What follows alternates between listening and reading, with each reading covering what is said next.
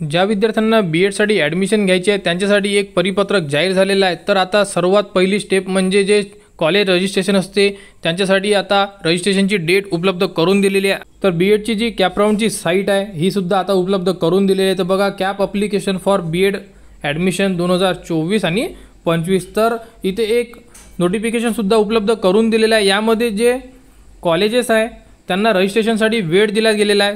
तर बघा, अशा प्रकारे विषय आहे।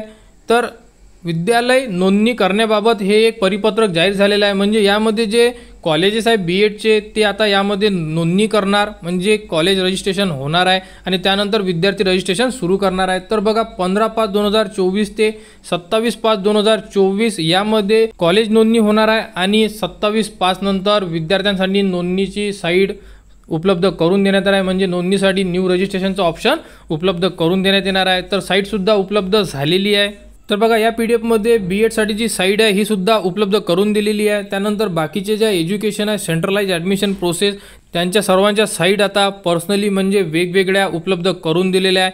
तर येत्या काही दिवसामध्ये म्हणजे 27 तारखेनंतर BEdची कॅपराऊंडची प्रोसेस सुरू होणार आहे। तरी ज्या विद्यार्थ्यांनी BEd CETचा अर्ज केलेला आहे आणि त्यांचा रिझल्ट उपलब्ध झालेला आहे त्यांना नोंदणी करता येणार आहे।